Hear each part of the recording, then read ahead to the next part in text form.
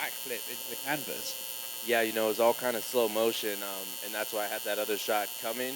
I couldn't tell if he was just kind of backing up and then get to his hands and knees or what. But once I saw that he was done, then I was happy that I didn't get that last shot off. It's great to get a finish, obviously, but it's a that clip itself is going basically viral with how he felt. So it's great to get a knockout, obviously, but is it even better to get one that you know is going to get your name out there and get your face in front of other people? Absolutely, man. I do this game because I love it. I'm a fighter at heart, but also, man, I gotta get paid. Like I got a family to feed. So the more eyes on me, the better. Hard work is truly paying off at that point. One thing we heard on the broadcast, which I found really interesting, your coach was telling you not to get cocky and to rein you back in. It seems like great coaching. Is that something you need? Do you need someone to tell you, hey, relax here, you're not flying away with it? Absolutely, man. Like there's a lot of emotions that come out at that time, and even just my excitement. Like my last fight, I was the one on the canvas, and the other guy was the one celebrating. So all those emotions, all that work just pours out, and to the people watching, it could come off as a little bit arrogant or a little bit non-empathetic. So I love that my coach is always like, "Hey, man, remember where we've been. Let's relax and let's show respect to my opponent." Immediately at that point, I felt a ton of empathy for him, and I just wanted to let him know, "Hey, man, you'll be back. This is a fighter's life. You live by the sword, die by the sword." And yeah, man, I'm not out here to necessarily hurt people severely. I'm just out here to have fun, do what I love, and make some money. What are you going dressed as for Halloween? Chapo Smooth. Congrats, man. Miles, coming off your first loss, they say you learn more from a loss than a victory. I mean, was that the case for you? And can you just talk about what you took from the last one going into tonight? Absolutely, man. You learn more, and you learn a lot more about yourself. If you look at some of the ancient kings and stuff of different generations, sometimes when you're on top, you get a little bit too conservative. You want to hang on to everything that you have. And I think that's what was happening to me. I had that undefeated record. I hadn't lost in 16 fights. So I was just being a little too conservative. I was trying to hang on to that for too long.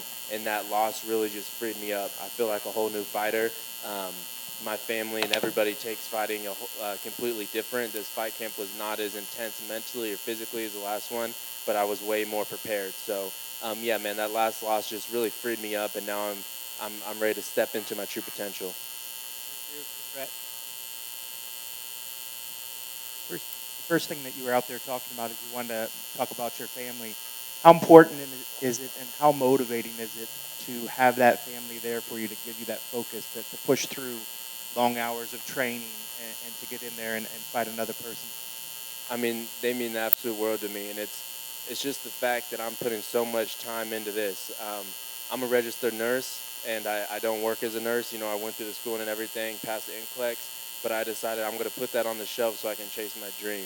So the fact that I made that somewhat selfish act to really put everything, all my eggs into this basket, that means that when I'm training, whatever I'm doing, I'm absolutely 100% focused. I'm not going to do this and take away time and money from them without putting everything I have into it. So having the hard work pay off tonight just means everything. It's really important to me.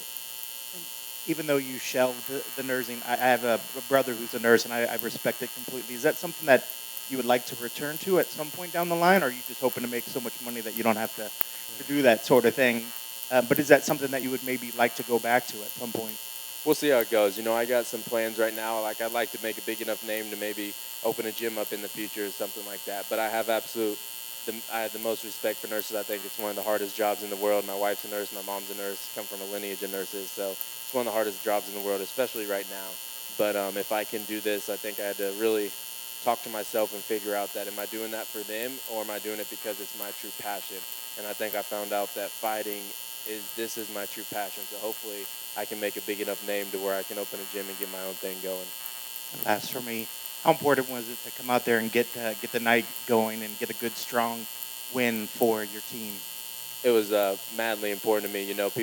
My older brother Miguel, he's kind of the one behind the scenes. My younger brother EJ is my ride or die, always there with me in the corner. But my older brother Miguel, yesterday, I just remember him telling me like, "Oh, you get the show started. Like you get to start it off on the right foot. Like let Dana know what's going." Like he was just all hyped up and stuff, and I really carried that energy into the night. And like, yeah, we're gonna start this show off with a bang.